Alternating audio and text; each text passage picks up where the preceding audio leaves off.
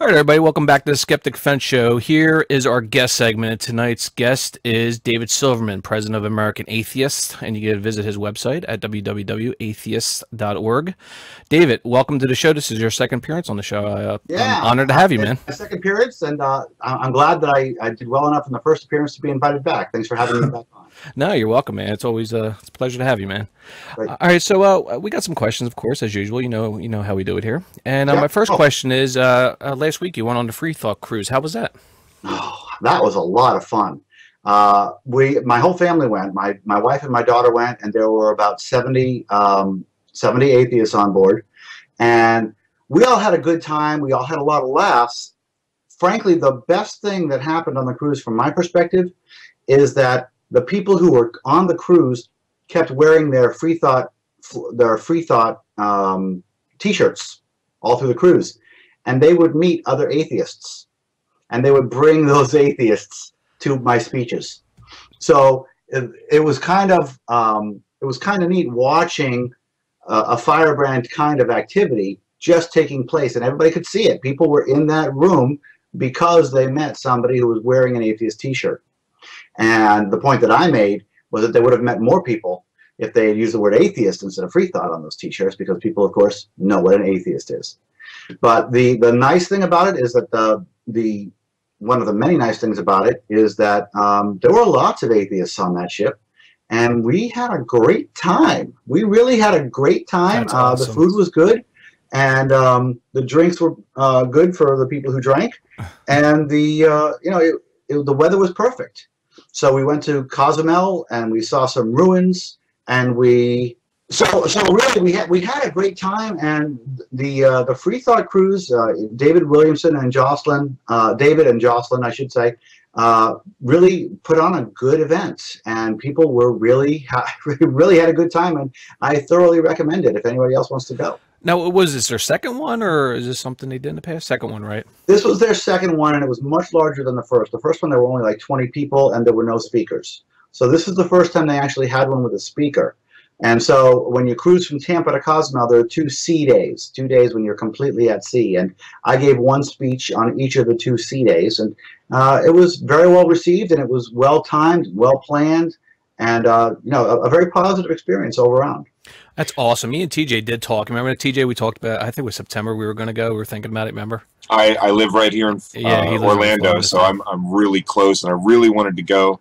I do have one quick question on the cruise. Were there any like cruise goers that had no clue that there was going to be a bunch of atheists on this ship, and they gave you any crap? Yeah, did any old people recognize you? Recognized me. I was thinking Fox viewers. Actually, one of the atheists that they found on the ship did know who I was, and that was kind of cool. That's awesome. Yeah, I found one gentleman who was clearly put out that there were a bunch of atheists on board. He made a sideways joke about, I hope the boat doesn't sink or anything like that. I was just ready to say that. Oh wow, yeah. And the tides. You got to be careful with the tides in a beach. Watch out. Yeah. They go in and out, in and out. How you Who really knows? I don't know how that works. Moons. That's just crazy science talk. Zeus, Thor, I don't know, who knows, right? Zeus, Thor on Mount Olympus. There you go. Yeah, Thor on Mount Olympus. I know. Wow, that's great. My second question is, I want to hit out, on American Atheists here. Is what do you expect, or what can we expect from the American Atheists in 2015? Any events, speaking engagements, and so on? Well, yeah, there's a few things going on. Of course, coming up next is our national convention, and as you all know, the American Atheists puts together the largest atheist convention in the country every year. This year was going to be an exception, but it's not turning out to be an exception. We did almost 900 people in Salt Lake City last year. The year before that was our 50th anniversary. The year before that was the Reason Rally, and we figured that this year would be smaller. It's not happening. This year is turning out to be larger than Salt Lake City. We've got Ayaan Hirsi Ali coming. She's going to be, she's the be-all and end-all as far as I'm concerned, because she's actually coming out of hiding from her fatwa. We're going to have security up the wazoo at this convention. But she's coming out, and she's going to be, I'm just really looking forward to her speech. We have Asif Mujahideen I hope I'm pronouncing that correctly. Asif is a Bangladeshi blogger. Now, you may remember a couple of years ago that we had a protest for Bangladeshi bloggers who were thrown in jail for writing "I am an atheist" on their blog. Yep, we're actually covering a story this week on the bloggers that was flogged. So yeah, it's gonna be one. The blogger that was flogged. Well, this is Asif. This guy was in jail for writing. So check this out. He was found on the street by a mob of angry people, beaten, and thrown in jail for blasphemy. But then, the people who beat him in the street, you can't do that in Bangladesh either. So they were also thrown in the same jail with Asif. Oh, fantastic. No. You got to wait for the punchline. The punchline is Asif introduced them to atheism in jail. Man. Wow. Awesome. Wow. Awesome. It comes full circle. Yeah, it's like, right? It's usually people find certain religions in jail. Mm-hmm. Awesome. Yeah, so I said to him, you have to come to Memphis. And he said, I don't want to come to Memphis. And I said, Ayan Hirsi Ali is coming to Memphis. And Asif said, I'm coming to Memphis. Wow. And then the complete other side of this, and this is something that I love to do with the conventions, to really mix it up and to really give a breadth. We're going to have, now y'all are familiar with Mystery Science Theater 3000, right? Mm-hmm. Oh yeah. So we've got two of the main cast members of Mystery Science Theater 3000. We've got Trace and and TV's Frank. So Dr. Forrester and TV's Frank are coming to American Atheists for the convention, and they are going to riff a Christian movie live on stage. Nice. That is awesome, man. So yeah, 2015 is looking awesome, man. That's awesome. That's great, just one event. That's the primary thing. Yeah. The secondary thing, the second event that we're having, is the first ever convention, the first ever atheist convention in Puerto Rico, ever. They've never had a convention in Puerto Rico. And let me tell you what they have in Puerto Rico. They have rampant violations of the separation of church and state. Rampant. I'm talking about cops on duty setting up a roadblock so that they can so that preachers can hand out Christian literature. Oh, wow. Okay? That kind of thing. Okay? And we have that all, I mean, and it's flagrant and it's blatant. And what we have down there is a group of atheist activists that are frothing at the mouth for some help, because they don't have the oomph or the size or the power to do this. And this is a perfect model for American Atheists, okay? And I went down there, and they didn't really know that this was coming. And they asked for help. They were wondering what we could do to help them. And then I told them, well, we're going to bring in billboards, we're going to bring in press, and we're going to bring in they were thrilled. But yes, they started to cry with the joy that we were bringing them. Because what we're going to do is we're going to bring them a bunch of publicity. We're going to bring them a bunch of new members and leave behind a self-sustaining organization, an actual atheist presence with knowledge, and people will know that they're there, and they will be able to, actually assert some sort of pull. And we're going to have, and it's going to be in San Juan. And let me tell you something, San Juan is beautiful. So we got this big hotel with this big infinity pool in downtown San Juan, and that's going to be a lot of fun. And then in December, apparently, in fact, yeah, I think I can say that it's going to be in December, but sometime in the late fall, my book is coming out. And that's going to be a lot of fun, too. I just finished it. I can't talk too much about it. I cannot tell you the name, and I cannot tell you anything about it. That was one of my questions, by the way. Go ahead. I'll tell you what happened. I had this book deal with this other publisher, and it was a book that was tentatively called I, Atheist. And it was a book that was half me and half firebrand atheism. And that book deal fell through. And I had a new publisher. And my new publisher is Macmillan, St. Martin's Macmillan, out of New York. And they said, okay, here's your contract, and this is what we want to do. We want you to take everything about you out of the book and make it all firebrand atheism. So you take everything. So they took half the book out and told me to beef up the other half to that original size. And I got to tell you, I love working with these folks because the input that they've given me is really good. And the book now, which is no longer called I Atheist, is a lot better than I Atheist was. No. It's a lot better. And I'm really pleased with how it came out. I don't know when I'll be announcing it. They have made it very clear that this will happen on their time as they see fit, and these guys are the professionals and they know best. So I'm just following their lead. That's excellent. I would love to have you back on when the release date does come out, so we can promote it a little bit here on the show. And that'd be great. Sure, I'd love to do that. Yeah. And I'm really happy with how it's working, and you know, I'm looking forward to it. I think it's going to be. I'm very happy with how it came out. So the three things that are going on in my radar right now are the two conventions: Memphis, which is on Easter weekend. Tickets are still on sale, but the hotel is running out of room. So get in there quickly if you can. And Puerto Rico, we're about to go live with selling tickets on that. And the book, which is coming out later on in the winter. And let's see, what else? Oh, yeah, Atheist TV.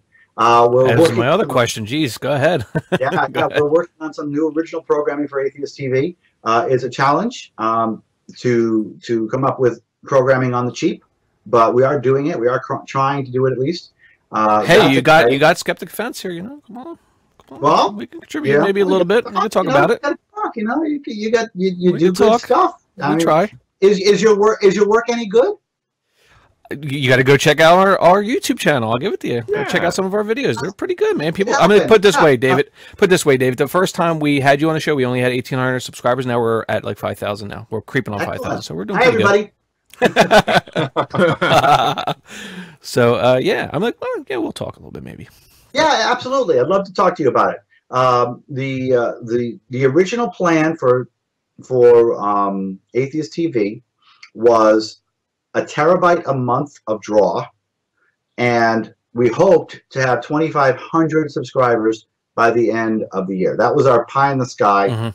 A terabyte a month. Now that's how we measure usage on Atheist TV. How much draw does the customer pull down?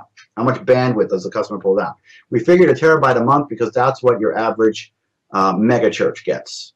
And mega churches have more members than we do, so maybe we figured that. So we figured 1 terabyte per month, and we downloaded 31 terabytes in the first week.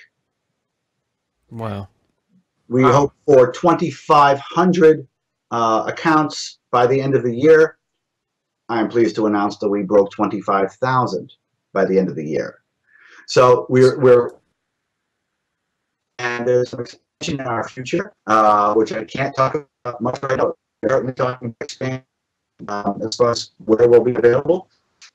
And I'm really pleased with how well we're working with other organizations, American Humanist Association, Richard Dawkins Foundation for Reason and Science, Secular Student Alliance. They've all contributed to Atheist TV. And, you know, the big picture behind Atheist TV is not really the promotion of American atheists. It's about promoting the atheist movement. Correct, yeah. So it's free for anybody who wants to download it. It's available on Roku. And so everybody in the movement is essentially welcome to get in on this. If you produce something high quality, television quality, regular programming. I promise to the viewers that it's not going to be YouTube. Okay, it's not going to be YouTube. It's going to be television quality stuff, with rare exception, television quality stuff.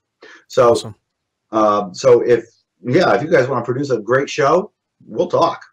Oh, definitely. Yeah, I'm a graphic designer and I do all the graphics for the show. Maybe if you swing by and check out some of the videos and see our graphic quality, maybe we could come with something where we can do a show on a certain topic. Yeah, absolutely. I'll talk with the host and see what they're up to. Maybe we could do like what they call a pilot, and we'll send it to you. May I suggest the Cooter Report? Yeah, might be one of the videos you might want to check out. Yeah, we do a segment called the Cooter Report, and that's when TJ just like rips religion hardcore. But we got to cut down the cursing, I think, a little bit. But let's move on here because I want to get these other guys in here. Real quick, I got 2 more questions, viewer submissions. I'll do at the end of interview here. Real quick on this topic, I wanted to talk to you about Charlie Hebdo. I don't know where your stance is or what you said about Charlie Hebdo, but what are your whole thoughts on the whole ordeal? Is there anything we as skeptics, or even the religious demographic for that matter, can gain or learn from this horrific tragedy? Yeah, there's something very important that needs to be said about Charlie Hebdo. If I gave you a gun and loaded it, if I handed you a loaded gun, and then I said that your mother was a horrible, if I just threw hardcore insults at you about your mother, about your sister, about your parents, about everything you hold dear, and you pulled the trigger and shot me, you're the one who pulled the trigger. It is 0% my fault that you pulled the trigger. It is 100% the fault of the person who pulled the trigger. It doesn't matter if I insulted you. If I didn't threaten you, if it wasn't self-defense, it's fucking murder. And it's 100% the fault of them. So the thing that we have learned from Charlie Hebdo is that we do not, that we're very, very susceptible to people saying, oh, it's reasonable for us to give up some of our rights. It's reasonable not to insult religion. No, no, no, no, no. Fuck no. They shouldn't have been shot, but hey, you know what? If you insult me, you're going to get punched in the face. I really would have liked to punch Pope Francis in the face when he said that. And the other thing that we learned is that the press is cowardly, okay? And they will say, oh, we stand with the terrorists, but they won't say we stand for freedom of expression. Correct. We stand for terrorists, and all the politicians, they all stood against terrorism. And then they fucking yielded to it. They yielded to it. They said, we stand against terrorism because they shouldn't have been shot because they showed the picture that we're not going to show you. And so much of the press in America did not show the pictures. Nope. And folks, it is so important that they did. It would have been good if they did, because we would have been able to take a stand against terrorism. Not just standing there against terrorism, but actually take a stand against terrorism by saying, oh, if you're going to order me not to do this, I'm going to do exactly that. And I'm going to do it big and proud and loud. That's what we should have done. Yep. That's what we as American citizens should have demanded from our press, and that's what did not happen at all. I agree. You would think it would have been like a celebration of freedom of speech, you know, like a thumb in your nose at like them trying to censor the world. Yeah. Yeah. Except now we have PC police running amok, and everything's racist now. And people don't seem to understand what racist is. How in the world is it racist to draw Muhammad? It's ridiculous. But that's based off of a level of ignorance and a political correct guilt, I guess you could call it. But it's wrong. And it's so important that people understand that this is not about drawing Muhammad. This is about losing a right. This is about losing a right. If somebody comes to you and says, you cannot do a thing, you have to do that thing. Even if you weren't doing that thing before. You have to start doing that thing to protect your right to do the thing. Because remember, whatever they're going to use to threaten you not to do, it's only the first step. There's always a next step. Now, think about this and do a little research and back me up on this. If you go back to when those original cartoons, those original Danish cartoons were published and those original riots happened, you will see that everybody was angry about drawing Muhammad. That's what everybody was angry about, drawing Muhammad. You will not draw Muhammad. But now, that narrative has changed. Now it's, you will not insult Islam. Now you will not insult the Prophet. It progresses. It goes further. It used to be we cannot draw, and now the screams that we're getting from the Islamists is we cannot insult the Prophet. What exactly does that mean? Well, guess what? I am an atheist is insulting the Prophet to the right people. So we will lose the stuff. We can't relax and say, oh, these people, did I lose you again? No, you're here. Okay. Your video's gone over here. Okay. Your video's frozen, but it'll be fine. These people are somehow justified in what they're doing. No, I lost my camera. Hold on. Have you thought about taking some of that money and investing in some decent equipment and stuff? Is this my equipment? I don't know. It's not. It could be Skype for all I know. Yeah, I'm just probably Skype. I mean, Skype is having some problems today, and as you can see, I'm at my home office today. Yeah. Typical atheist blaming someone else. Yeah. Oh, damn. It's all the Christians. It's the Christians. Skype, man. Damn you, Illuminati! The Pope found out that you wanted to hit him, and he's interrupting the broadcast. Yeah, he can do that, you know. Yeah, definitely. He's all powerful. Wait. Oh my God! Yeah, a great rant. Go ahead if you want to finish up, Dave. So my point from Charlie Hebdo is that whenever somebody says that it's against their religion for you to do that, that their religious laws don't affect us, okay? And it is them who are assaulting us by saying we can't do that. It is we who should be pissed off that they are telling us that we have to obey their silly religious laws. Fuck no. Yeah.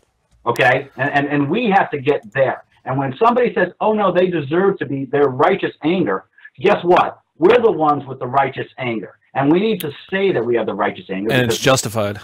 To draw everyone we want, anytime we want, without exception, period.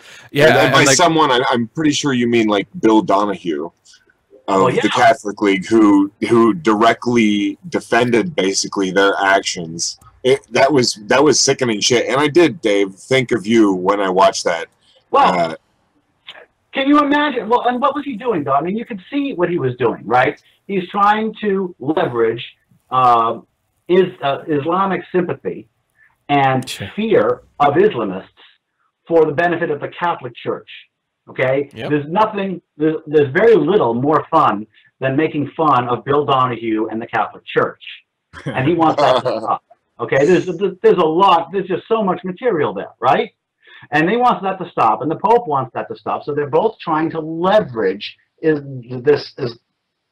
guess you'd call it Islamophobia, but that's not the way it's being used. But they're trying to leverage this fear of Islamists to be a fear of ridiculing religion, or to put off ridiculing religion, because that covers them too, which is disgusting and very predictable, though, right? Because that's what I mean. If I were Bill Donahue, that's what I would do. Yeah, absolutely. Yeah, of course. Yeah, but that's absolutely despicable, trying to use violence to get your way, and not even using violence yourself, letting other people use extreme violence and saying, "Oh, well, benefits us," and that's in my mind, that's absolutely despicable. Sorry. Yeah, it is despicable. All right, let's get on here, and I got. It's more despicable for Bill Donahue than it is for the Catholic, than it is for the Pope, because Bill Donahue is an American citizen, and it's his own rights that he's shirking. It's his own rights that he's giving up. That's a good point. Bam! Absolutely, bam! Right in your face. But what do people say? Oh, I'm okay with giving up a little bit of rights as long as I have safety and free. Well, I'm sorry. There goes freedom. As long as I have safety, I'm okay with giving up rights. But it's which ones are you going to give up, and how much are you going to give up? And what's the cost of safety? Any safety at all. You're just making it. You're just making it happen again in the future. If you yield to it now, you will yield to it again. No, or you're not giving up any safety. No, you're not getting. I think people don't read history often enough, and they love to repeat it. Yeah. All right, my last set of questions here, and it's a new segment we're going with here, David, for our guest here, and you're the test dummy here. I'm calling this. I think it's a pretty good name. I don't know. We got a couple people that smoke weed here, but I call this new segment. I categorically deny that. One hitters. So the new segment's called One Hitters.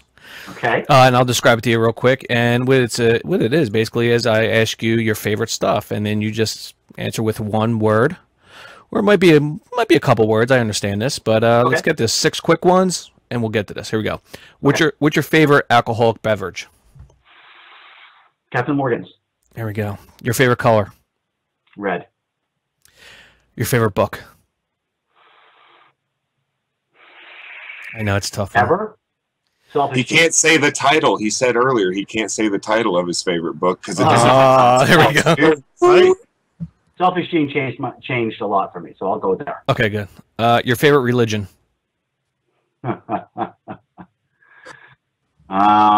It's not atheism. I thought atheism was a religion. My favorite religion, I would have to say the UUs. There you go. Yeah, I'd have to say the UUs. They're not inherently dishonest because they don't demand an allegiance to a deity. So I'll go with that. I thought you were going to say Jainism, to be honest with you, but okay. Yeah, so did I. I was expecting Jainism. Yeah. All right, your favorite automobile. It could be a classic car. It could be a newer. It doesn't matter. Your favorite automobile. That's easy. My beautiful red Tesla. Tesla. I knew you were going to say Tesla. I know it. Your favorite, and some of these are out there. Your favorite Pokemon. I wouldn't know one from there. We go. All right. He's too old for that. Hell, even I'm too old for that.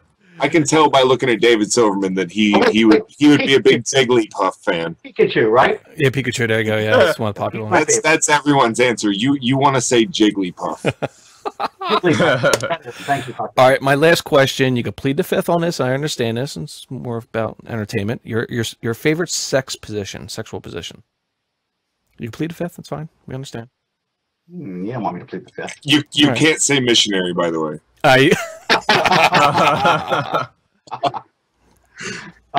You know what? I am going to plead the fifth on it. There we go. That's what I thought. All right. It's missionary. I don't think this is for me to answer on that one. And right now, I can psychically hear Amanda Knief, my managing director, screaming, "No! Yeah, don't do it! No! So. I know. That's why I said you plead the fifth before I asked that. Yeah, I'll plead the fifth on that. All right, good, beautiful. All right, that being said, that's our one hitters from David Silverman. I'm going to pass you over to TJ here. TJ, have at it. How you doing, Dave? Good. Can you do me a favor? Last time you said coctopus. I like the way you say it. Coctopus. Oh yeah. All right. A couple of quick questions here. I'm known for asking the hard-hitting questions. You should remember this from last interview. So I've got one lined up here. Ready? Yep.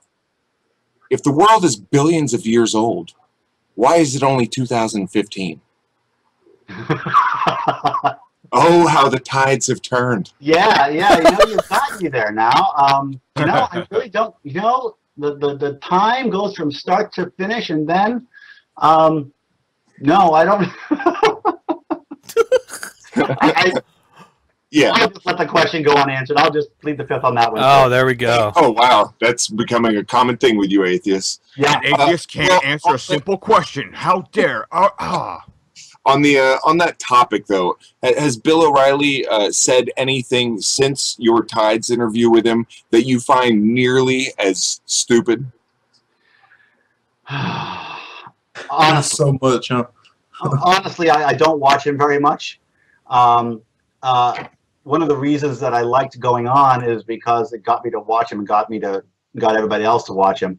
One of the things that was pretty interesting about this past winter, I don't know if you noticed this, I didn't go on his show this year. Yeah. In fact, I wasn't on Fox News at all this year. They featured me a lot. They talked about me and American Atheists a lot. Yes, they brought in other guests from other organizations to talk about me a lot. In fact, Bill O'Reilly had 2 segments about our billboard campaign for this year. And I was here, and we were waiting, and they knew it, and they didn't call. But they had other people to talk about it. They had a psychologist, Fox and Friends. Not that lady, I believe please. it was 2 5 against 0 segments talking about how bad the billboard was from all the perspectives. I did a video on one of those videos. Yeah, you did. On one of those Fox News clips. 5 versus 0. I mean, I said it was theism to put up that billboard. His argument was he argued, the guy that they had in that Outnumbered show or whatever it is. It was 5-0, agreeing that the atheism billboard shouldn't be there, or whatever. And he said it's theism if you put it on a billboard. That was his fucking argument. He literally stopped everyone so he could make that point directly to the camera. Yep. Brilliant. It is, man. You just look. You can redefine words all you want on Fox News. Yeah. Just Christianity is a philosophy, not a religion. They lie. Okay, and we have to understand they lie. They don't lie a little. They lie a lot, and they don't lie. Whoa. Fox. They lie. What? Fox? It is fair and balanced. How dare you accuse them of lying? Well, they lie. Okay, and there's no way around it. and they have to be called out for it. And you know what, people, maybe one of the reasons that I'm not being called on right now is because I call them liars, which they are. And I was about to say, I wonder why they haven't had you back on. Right? Yeah. No, I believe they are afraid to have me on. Of course they are. Probably. I believe they are absolutely afraid to have me on. And the last time I was on Hannity, he wouldn't have me on alone. He had me on with somebody else, and I beat him anyways. I beat them both. The thing about it is that we're right, okay? We'll start from that. We're right. And when you're right, and when you have all your facts down, it doesn't matter what your opponent says because they're wrong.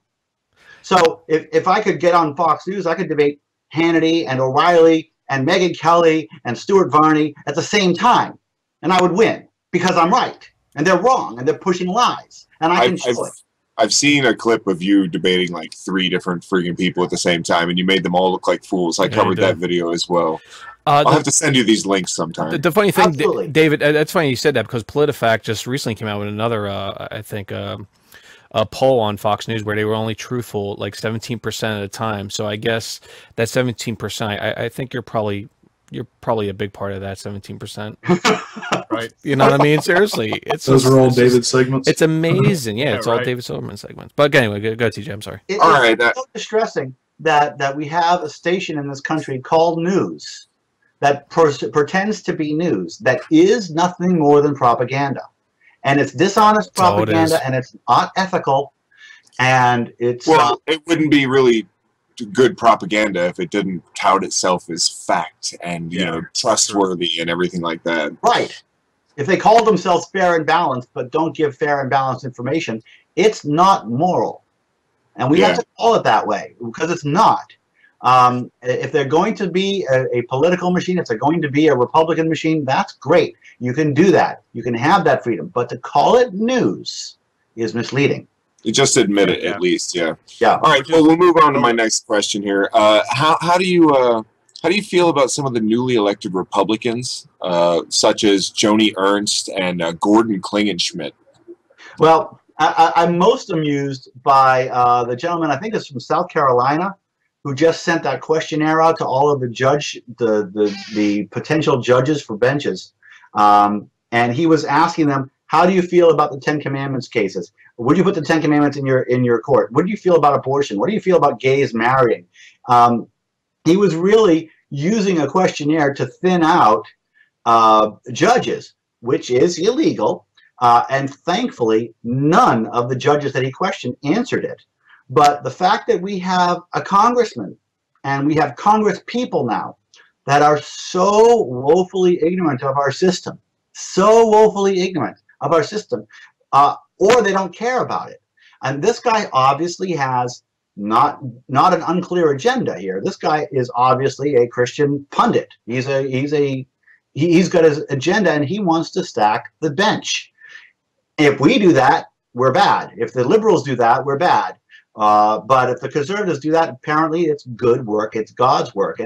And really, it all goes back to the school system, really. It all goes back to the school system. It goes back to Fox News. I believe these Tea Partiers are making a fool out of Republican atheists. I believe the conservative atheists need to stand the fuck up. I went to CPAC last year, and I met a whole bunch of conservative atheists. And we don't agree on the political party, but we do agree that there are no gods. And these are the fiscal conservatives, the non-theocratic conservatives, and they're letting this happen. They're letting themselves lose. And they're letting themselves lose because they're letting the Christian right come into their party and require Christianity as a part of their platform. And that brings their knowledge level way down. And that's why we have vice presidential candidates who write notes on their hands. And that's why we have Congress people who don't know the basics about the separation of church and state and don't care to.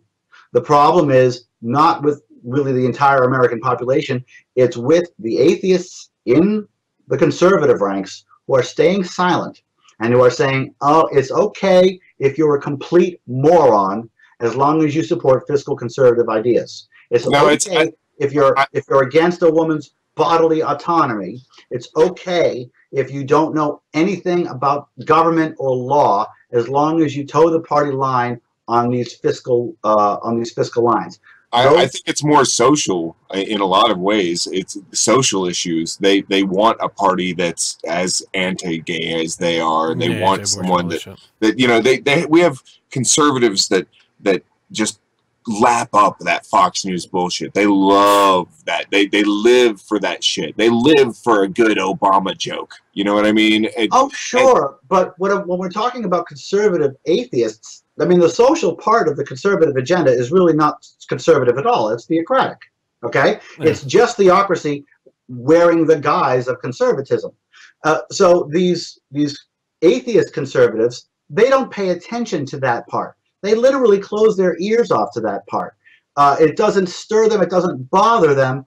And that's the problem, that they're not fighting it, that they're not saying, hey, we want to bring in some smart people. We want to bring, I mean, can you imagine if Hillary Clinton wrote a note on her hand for a message? Can you imagine what the Democrats would do to her? Yep. The Republicans put her up, and I'll tell you why they put her up. There's a very simple reason why they put her up. They had nobody better. And the reason they had nobody better is not because there aren't any smart conservatives. It's because there are no smart conservatives who are so fully Christian. That's the part that's bringing it down. Yeah. If they dumped that requirement and just brought in fiscal conservatives, we could see a serious change in this country. Mm-hmm. And I'm hoping, getting back to your question, I'm hoping that these idiots in Congress who have just been elected, who don't care about a woman's bodily autonomy, who don't care about even knowing what the law is, I hope they will make the Republicans look so bad that the Republican atheists will speak up finally. Yeah, Republicans definitely need to be revived. Actually, a quick add-on to that. I think that you know, people say, well, people forget. You know, each election cycle, people tend to forget what happened to the previous president or Congress or when people did things. But honestly, I think in this age of information, when you can just look things up and you're exposed to so much more, that a lot more people will remember. And hopefully, yeah, we need them to badly. And we need to keep on doing what we do. So, yeah, we really do. So, TJ, what have you heard any great? Like, I just put out a video I called "The Dumbest Proof of God I've Seen So Far," and I was wondering if you had the one I covered was a guy who said, if you grieve for someone after you die, it means that you still love them after they're dead, even though there's not someone there to love. That means there's something bigger, and that proves God. Like, so have you heard any similar dumb proofs of God like that recently? So if you grieve for somebody, you still think that they're there, mm-hmm. which is why you're grieving, and that proves God. That's good. That's good. Good grief, technically. Good grief. Yeah, good grief. You know, the only thing that comes to mind, I was talking to a preacher and his wife. This is a few months ago now, and we were having an argument about the character of God.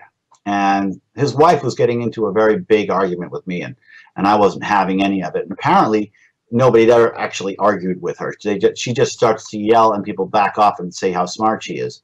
But basically, her argument, what I was saying was that it's pretty awful for anybody to say, okay, here's a piece of dirt. Now, I'm omniscient, so I'm going to take this dirt, I'm going to make it into a human, but because I'm omniscient, I know for a fact that this human is going to have a life of poverty and a life of misery, and then he's going to die not having been saved by my son Jesus, and he's going to spend it in hell, eternity in hell. That it was a horribly immoral thing to do that. I made this point to her. I said that made God a monster. Her defense to me was that because God can do it, it's moral. Because God does it, it's moral. In other words, even if he's a horrible monster, even if he makes everybody on earth suffer for all times, it's moral because he can do it. So basically, you would think that the same argument would hold for like Satan. since Satan apparently has all this power too, but he can do it, so therefore it is moral. That's right. Well, of course, the Satan argument is so much fun to play with. I mean, when you get into Satan, I mean, Satan is just fun, right? I mean, obviously, you bring out Satan, you bring out the problem of evil. You bring out, all right, so God is letting Satan do all these things, but Satan can't hide anything from God because God is omniscient and God is perfect and Satan is not. And so everything that Satan does is within God's word and within God's control, and he can stop at any time, but he doesn't. So you can imply that everything that Satan does is the exact thing that God wants him to do. And you can watch their heads spin around and spin around. And it's a lot of fun. I love it when they bring up Satan as a bad guy. Because if you take it even the slightest level, you can just destroy it. I love it. Taking it from a guy that has 666 as a Skype name now, so. That's right. Well, I had that, and now that's right. That's right. How it is. On the topic of believing in the devil, I'll give you my last question, then I'll pass you on. The stupidest thing that maybe you often hear people say that atheists believe. So this is something you would think a Christian, like a bunch of Christians would be like, oh, atheists they all believe this, like we all came from nothing or something along those lines. Well, it's a lot of it is that atheists don't exist, that we really do believe, and that's probably the one thing that I find most irritating when somebody calls me a self-proclaimed atheist, when somebody says that atheists don't exist, we all are pre-programmed for God. It's just so dismissive that I get right back in their face and I tell them that Christians don't exist because they cry when people die, and if they thought that that people were going to heaven, they'd be happy. Yeah, and why don't those Christians ever kill themselves? Why don't they be, if they think they're actually going to heaven? Well, they're not. They're actually posers. Oh, by the way, have you read the Bible? Gee, you haven't read the Bible. If you had the perfect word of God and you didn't read the Bible, do you actually believe it's the perfect word of God? If I had a new Christopher Hitchens book, I would read it because I like Christopher Hitchens. But guess what? You've got the perfect word of God in your hands, and you can't be bothered to pick the damn thing up and read it. You're a poser. You're not a real Christian. You're lying. Bam, bam, bam. I'm so glad I asked that question. Guns are out. The guns are out. There you go. For real. That was rant and a half. Thank you very much, sir. I really appreciate you coming to the show, our second interview, and hopefully there's a third, a fourth, and a fifth. I'm looking forward to your new book whenever it does come out. We'd be happy to have free copies sent to us. I might have to come up there. I'm only like 40 minutes away from you. Maybe I'll pick them up, autograph them, I'll send them out to these guys. Absolutely. All right, take it over, Drew, man. You're next. And we got Paul. Oh, sweet. I guess the first thing I wanted to ask was just in right after TJ had asked you that one, and you mentioned the lady who apparently thinks that might makes right because God can squash you. God would be moral if he did squash you. I guess the question I would want to ask in relation to that is, doesn't it seem odd that these are the people that lecture us on morality? Well, yeah. I mean, this is the problem is that when you're dealing with people who are religious, you're dealing with brainwashed people, okay? And we have to understand that. Of course, there's hypocrisy. People get all frustrated about the hypocrisy. Hypocrisy is rampant, but it's because they've been brainwashed. It's because they've been injured. It's because religion is inflicted on people, and it hurts people, and it stops their brain from working correctly. Of course, that's true. I mean, I'm reminded of a speech I gave in a megachurch, another megachurch, about a year and a half ago, 2 years ago now. We were talking about gay couples adopting children, and I asked them to raise their hands if they opposed gay people adopting children, and almost everyone did. And then I said, okay, so now let's pretend that you have a child and you love your child and you have a wonderful life, but then you have an accident, a big car accident, and everybody in your family dies except your child. Your child is left alone, and you go up to heaven, and God tells you that you have a choice. You can send your kid to an orphanage for the rest of his life, or you can send your kid to a Christian gay home. What do you do? And they the hands were very, very tentative on who would actually put their own child in an orphanage versus a gay home. That this is hypocrisy. And this is hypocrisy. It's the exact opposite of what Jesus taught, doing what you're doing unto others, what you would have them done unto you. It's the exact opposite of that. They don't think it because they're trained not to. They're trained to listen and regurgitate everything that they hear. And so when their preacher makes crap up that's immoral or that's wrong, they don't even question it. They can't question it. They're not trained to question it. In fact, they're kind of trained not to question it.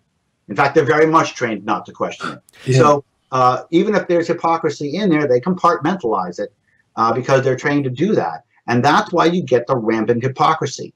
Christians, by and large, religious Christians, religious Jews, religious Muslims, everyone that are that religious, they are trained not to think, not to criticize their own religion. Not to question it, yeah.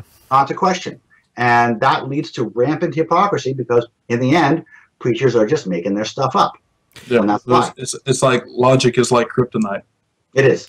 Yeah, and to go on this real quick, I want to plug this documentary, and I forget the name of it. I will post it in the description boxes.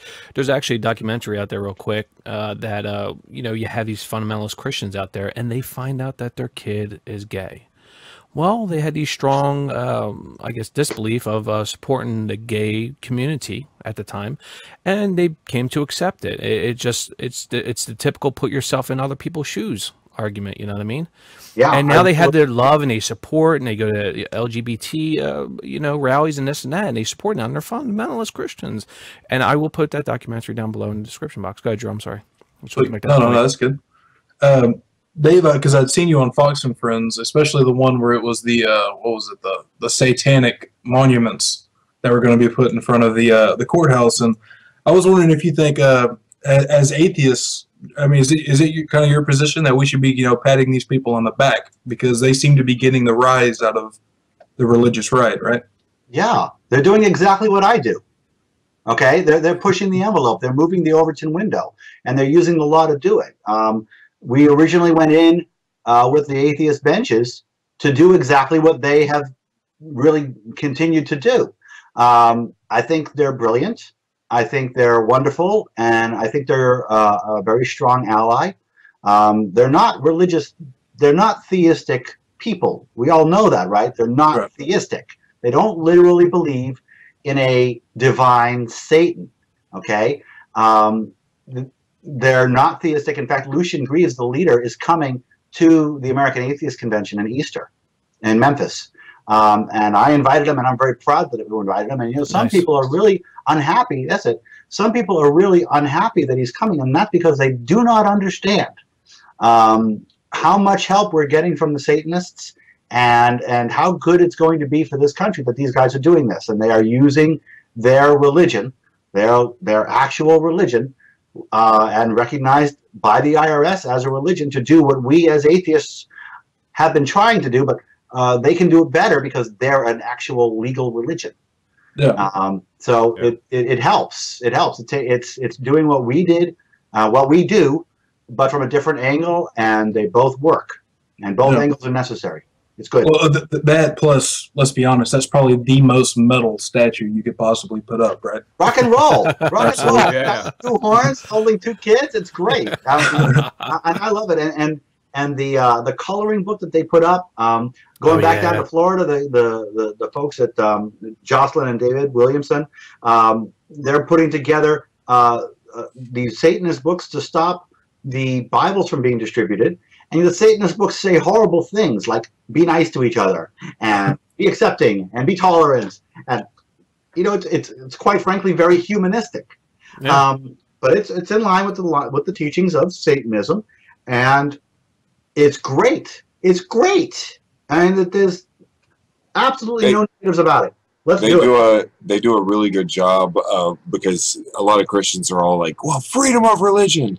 And then any other religion tries, and they're like, I'd rather have nothing. Christian nation. Right. And that's how it works every single time. They claim freedom of religion. They do not believe it. They do not mean it. Absolutely. I mean, we saw it. If you go back a couple of years ago in Santa Monica, California, there was a big tradition of a Christmas display, and then they were like, segmented off into like 13 different areas for displays after the atheists wanted in. And so they segmented it off to like 13, 14 different areas. I think I'm getting this story somewhat straight. And they had a lottery to see who wins the certain areas. And the atheists won 9 of the 13 areas. So almost all of the stretch was atheist. And then, of course, the next year, they didn't do anything. It was over. And, of course, the Christians blamed us for stopping them. We're the bad guys for stopping them from breaking the law. That's the way it works. Yeah. We're injuring them by making them equal. We hurt them by making them equal. We're attacking Christianity by making them equal to us, by making them only equal to us. Yep. Yeah. That's equalophobia. Persecution. Yeah, it's equalophobia. It's a fear of being equal. They fear being only equal. And they should fear being only equal, because once they're only equal, once atheism and religion are actually equal, they'll be weighed against each other, and atheism wins that battle every single time. Absolutely. Yep. Absolutely. Well said. I guess I'll just do, because I think we're getting kind of close on the time, right? I'm just going to do one more, then I'm going to pass you along to Paul. Yeah, Dave, you got maybe an extra 15 minutes, Dave, real quick, since we start a little late. Is that cool? Yeah, 15? Yeah, around 15. Yeah, no problem. Sweet, thanks, man. Okay. Yeah, on my personal channel, on my YouTube channel, I made a compilation of Madalyn Murray O'Hair's, just all of the things throughout, the early years and stuff like that. I was curious to ask you, what would if you could say anything about Madalyn, what would you like to let everybody know about Madalyn? I'd like everybody to know that she was a hero. A lot of people think of Madalyn as being the most hated woman in America, and she wasn't. She was gruff, and she swore, and that's what she's being remembered for. And she's not being remembered for the fact that she went to jail for us. She sacrificed, in the end, her life for the movement. She did so much for this movement, so much for this country, and she did it for selfless reasons. Yes, she was imperfect. I'm not saying that we should deify her or establish a cult of personality around her. But we do need to realize that you and I stand on the shoulders of giants. And she is a giant. And she is a giant every bit as much as Robert Green Ingersoll was a giant. Yeah. Because she stuck her neck out. She went to the Supreme Court in 1963 as an atheist. This is not a woman. This is a woman who was chased by cops, harassed, moved from city to city, state to state, finally settling in Austin, Texas, because Baltimore, Maryland was too hostile to her. This is a woman who deserves to be remembered as the hero that she was. Yes, I'm saying that she was a hero. I'm not saying she was perfect. I'm not saying she was great. I'm saying she was great for us, and that she needs to be remembered for the hero that she was. Absolutely. Yeah, absolutely. Totally well said, man. Because I think that every time I'm watching all those old clips when she's on these shows and everything, I'm like, man, this lady has balls. Yeah. Early 60s in America. You guys are saying some weird shit about this woman. First, she's a giant, so I guess she's a big bitch, and then Drew says she has balls. a giant woman with balls. And I don't know if these are really technically. That's not the Murray O'Hair. They're the attributes. Yeah, I remember my mom talking about her when I was younger, about how much of a evil, bad person she was because of getting prayer out of school and everything she did. And I was like, that's why she's a good person. I'll tell you. I'll tell you a quick story. My mother died about 1.5 years ago, right after the Reason Rally, and right before she died, she told me how happy she was that I was in this position and how proud she was of me. And we're having that nice conversation. One of the things she said was that she was the stereotypical little Jewish girl who was being forced to pray to Jesus every day in the public school until some lady named Madalyn Murray O'Hair stopped it from happening. She was really happy with that lady back then because she didn't want to pray to Jesus. And now I sat in her chair, and my mother was very proud of that. And I think that needs to be remembered, that she didn't just do it for us. Well, she did it for us, but she also did it for the Jews and for the Muslims and for the Hindus. She was she really put the separation of church and state in the limelight, and brought its virtues out into the public discourse. This is important stuff for the 1960s. Oh yeah.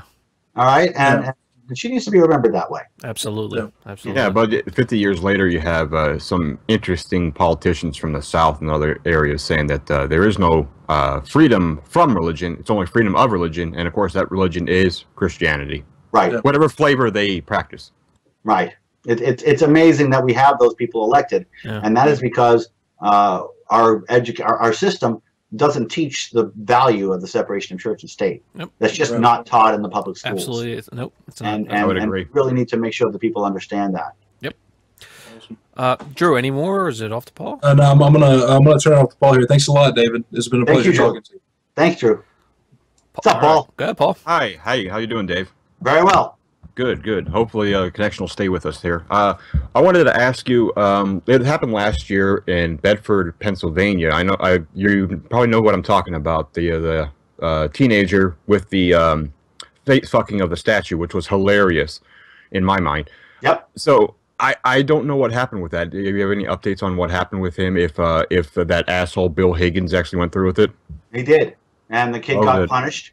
We went there. I was there. I protested along with Brian Fields from the Pennsylvania Non-Believers. Yep. I actually saw the video where I'm sorry to say someone who could be my doppelganger called you a faggot and told people to back off because he's going to take a swing at them. It's like, actually, okay. I believe he called me a gay. Oh yeah, that's right, a gay. He called me a gay or a queer. I think he called me a queer. And that was his response to, he has the right to do this. Well, you're so queer. Tolerant, right? Yeah, exactly. It was so sad. And what happened was the kid obviously is an atheist. The mother's not. I believe the mother was a Jehovah's Witness. I met the mother. I talked to her, and I offered her free legal help. And in the end, they turned us down, and they took the plea, and they took the community service, and they went away. Wow. Yeah. I'm sorry to hear that. So he got community service. He got punished. He got punished for doing a non-crime to a statue. Unbelievable, man. I can't believe that. Unbelievable. But do that to a statue of Scarlet A and Christian, whatever. Right. No, seriously, you think about that. It would. They would slap. They wouldn't even fucking give him community service. Whatever. Well, I mean, how is it possible that we have a blasphemy law still in this country? It wasn't a blasphemy law. It was a defacing an icon, a revered icon. Yeah, just close to blasphemy, but not exactly. That's what I was about to ask. Like, what exactly is the Yeah. difference? Just a super fine line. It's a super fine line. Yeah, you can say whatever you want, but if you deface an icon, and defacing included the phrase doing something which is objectionable. Yeah, because I would think if actual deface would be if he took a marker to it and put like a Joker smile on the statue. That would be defacing. That's vandalism, and then the kid deserves to go to jail. You know, then exactly. The kid is vandalizing somebody else's property. Taking a picture, no, that's not a crime. No harm. No. Yeah, it doesn't do anything. And that's why I was so outraged at it, and I can't believe it. But community service. Well, I still don't think he should have gotten that at all. I mean, it's not. He didn't do it at all. And I told the kid this. I told him this, and I told his parents this, and you know, his parents were his mother was very nice, but she was obviously very nervous speaking with me, and she, in the end, did not take us up on our offer. Yeah, and it makes me feel very bad because. You know, there was an opportunity to really improve things, and that's not happening now. Yeah, that is unfortunate. Dave, was just afraid. Haven't you tried to put yourself in their shoes? Imagine how upset as an atheist you would be if some kid defaced a satanic statue. It would just consume you to the point of wanting to prosecute them. That's where I would go. I wouldn't, especially if they took a picture of it and like made devil horns behind it or something like that. Yeah, and really. Fun. If they pretended to have fellatio with the statue, I would probably say, No, I'd post that on Twitter. I wouldn't prosecute. Hashtag sucking on Satan. Yeah, right? That's funny. Good Paul.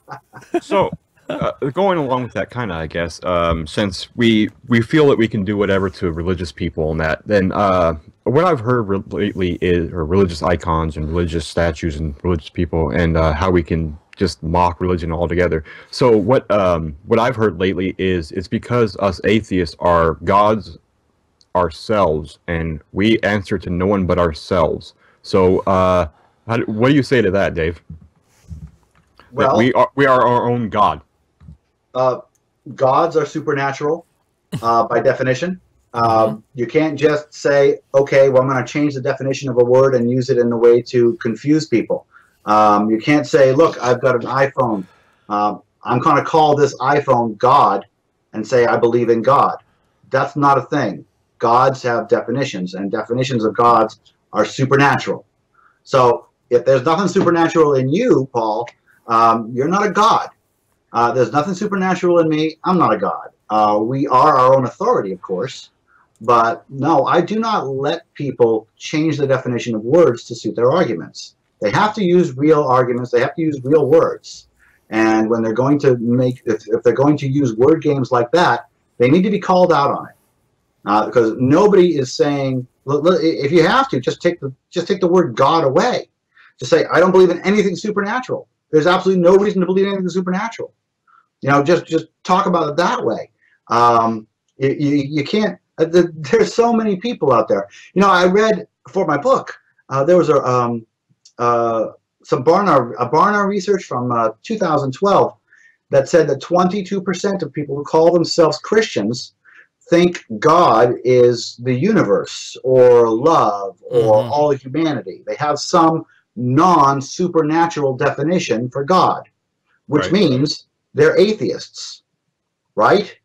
If I say this iPhone is what I call God, so now I believe in God, I'm still an atheist because there's nothing supernatural on the phone. Correct. They don't believe if in I divinity. believe in, If I believe the universe, if I'm renaming the universe God, that does not make me a theist. It makes me a liar. Okay? It makes me a liar. It makes me somebody who's not telling the truth either by design or not. But it makes me a liar because God is a God, and gods have definitions, and gods are supernatural. If you don't believe in the supernatural, you are an atheist. Even if you scream that you believe in God, if you think God is bound by the laws of physics and mathematics in this universe, you're an atheist. And that's something that we have to really push out.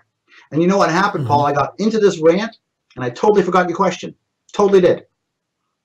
Oh, that's all good. The totally question did. was, well, I was going somewhere, I don't know where I was going, but that's where I went. It was a hell of a rant, though. Yeah, it was a hell of a rant, and you answered it perfectly, because it was, are we gods ourselves? You know, we think our own gods since we have absolute authority. We're the final say in what we do, apparently. Well, we are the final say in what we do. Of course, as humans. But that doesn't make us God. That's the same thing for them, right? Correct. That doesn't make us God supernatural. What do theists do? Theists don't get messages from God, okay? No, they don't. They just think they do. They just justify it. Except for schizophrenic ones. Okay. They're their own personal God. I'm against gays because God tells me I'm against gays, okay? But if you talk to a different Christian, he'll say, I love gays because God tells me that I should love gays. So they're they're doing the same thing we're doing. Every human is making moral judgments the same way we do. They're just giving the credit for those moral arguments to a deity that doesn't exist. Since the deity doesn't exist, they're actually doing all the work, just like we're doing all the work. Or to a book. I remember that. Or to a book. So, then, of course, they're making decisions. Correct. Yeah. So then, how can you possibly have morality if you don't follow what God says? Well, because morality doesn't come from God, and it doesn't come from religion, it comes from society. That's not what I heard. Right? What? Evolution can't explain it. Goddamn wrong there, Dave. Well, yeah, evolution kind of can explain it. We see compassion in a whole bunch of different species all across the globe. But Dave, you're saying that I would sacrifice myself for someone I don't know, and that doesn't make sense. Why would I do that? They're not even family. Why would I just sacrifice myself for a random person? There's no thing in evolution that says altruism is good or self-sacrifice is worth it. We see altruism in bonobo chimps. We see altruism in dolphins. We see altruism in, well, frankly, dogs and cats. It exists, and it's evolutionary, and it's provable. And yeah, we actually can say that it's an evolutionary trait, because if a person sacrifices himself for the sake of his or her children, the children will live. And that's perfectly reasonable to assume that that would evolve into a general altruism. So, yeah, that makes a perfect sense. And going back to Selfish Gene, hello, Richard Dawkins. That's where I got it from you. Paul, you got any more? Or? I was just going to ask, well, you know, we with the one of the stories we covered was the Fox comparison, or not, sorry, not Fox comparison, the comparison between the Crusades and Islam. Oh, and I don't know, what is your thought on that, Dave? How desperate? Or the radical, I'm sorry, the extreme radical Islam that's going on now, not just Islam in general, but the extreme radical. I'm sorry. You're talking about, he's talking about Obama and the recent national chair, the national prayer event, national prayer breakfast or whatever, and he said a lot of people do crazy shit in the name of religion. I mean, obviously, I'm paraphrasing. And he said, including no, he actually said shit. And he said, like, yeah, it was violence compared to the Crusades, the violence of the Crusades. Right. And then I think it was Dinesh D'Souza who came out and said, no, the Crusades were okay because they were just a defense against Islam. They were actually a good deed. I believe that's where he was going. Yeah, I think it's completely reasonable. You know, when it comes down to it, religious violence is religious violence. I'm going to kill you because my invisible magic man in the sky says I have to. Translates to a whole bunch of different religions, not just the Abrahamic ones. And I think it was, you know, completely reasonable to say. And now what we're hearing is people are defending the Inquisition. They're defending the Crusades. It's amazing, isn't it? Yeah. Pretty soon, those Jews in Nazi Germany really deserved what they got. It's coming, where these bad guys. Well, look, they cannot admit religion is wrong. Okay, they cannot admit religion does wrong. They cannot admit people do wrong in the name of their religion. If you look at Christians and modern Muslims, they say the same thing. That's not us. Okay, that's not us. Right. So those people do those bad things, and that's not the real Christianity. And then if you go to those bad people, what will they say? Well, those nice people, they're not the real Muslims. They're not the real Christians. They all make it up as they go along. And the problem is that people get that mentality in their mind that their religion, which actually is simply a reflection of them, is objectively moral. Yeah. And when it's objectively moral, that means it can't do wrong. And when it can't do wrong, but it does wrong, what do you do? What do you do when you can't say that the Catholic Church was horribly immoral during the Crusades? Well, you fudge it. And that's what these folks are doing. And I love it, frankly. I love it because it shows people just how stupid and just how dishonest they are. Yep. I think the more they dig, the more outrageous they get, the more people will realize that they are full of shit. Absolutely. And it's all good for us. So I want to give Dinesh D'Souza a megaphone. I want him to say to the world that the Crusades were a wonderful thing. Yes, that please.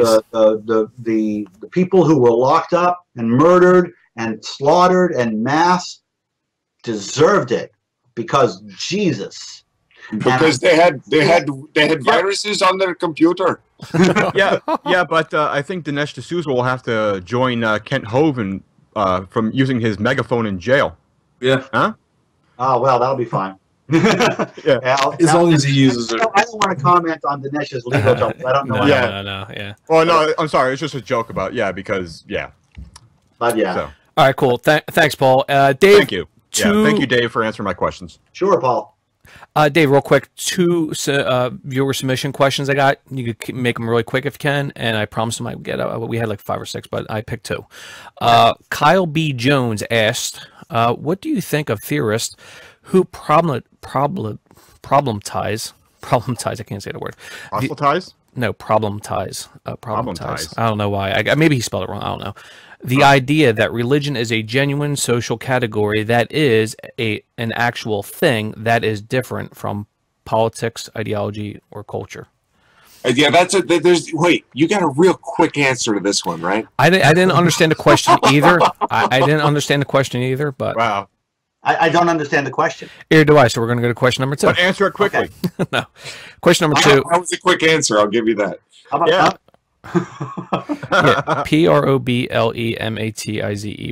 problemematize. Problematize. How about make a problem of? I'm from Jersey, so is that a Bush issue of? Yeah, it's a Bush system. What's that, Dave? Read the question again. Let's try. Let's try. Okay, he said, "What do you think of theorists who problematize the idea that religion is a genuine social category, that is, an actual quote thing that is different from politics, ideology, or culture?"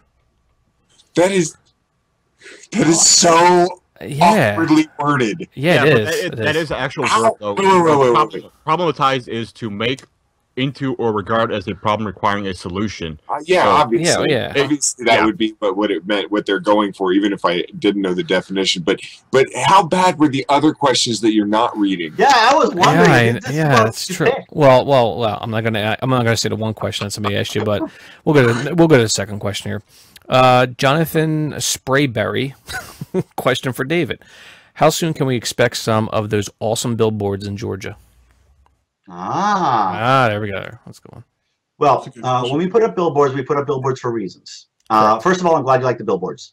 We put up billboards for reasons. We do not put up billboards just because we can, and just because there's another or a church there, or just because Christianity is rampant. We put up billboards for reasons. Usually, those reasons are either big press plays or to advertise an event. So, in order for us to put a billboard in Georgia, which I'm happy to do, we would have to probably have an event in Georgia. And that would probably be done along with our friends at the Atlanta Free Thought Society. If they were to put together a regional convention, we would come down there, we'd put up a nice hard-ass billboard and get some press and get some members to that. We won't put up billboards just because we want to. We always put them up with a reason and with an intent. So give me an intent and we'll put one up. There you go. And we'll call him out again. His name was, there you go, Jonathan Sprayberry. Good last name. Sprayberry. That's a good name. That was Tracy. There you go, Jonathan Sprayberry. From the words of David Silverman. There you go, man. There's his answer. David, I want to put a big thank you out for making time to come to the show, and this is your second interview. We do appreciate you coming out for a little bit tonight. We do definitely appreciate it, guys. You can go check out David Silverman, and please support American Atheists at www.atheist.org with an S at the end. Okay, so buy his book. You don't know the name of it yet. Yeah, so go buy his book. He could tell you, but he'd have to kill you. Yeah. So maybe if you're watching this video in about 2 years or a year, whatever, and his book, go buy it. Yeah, go buy his book. The book is called. Oh, jeez. Thanks for having me on the show again, guys. This is a lot of fun. Oh, thanks, Dave. I look forward to doing it next time. All right, man. Good luck with that squirrel problem. Get that squirrel. Get that goddamn squirrel. Obviously one of God's creatures. Thanks, Dave.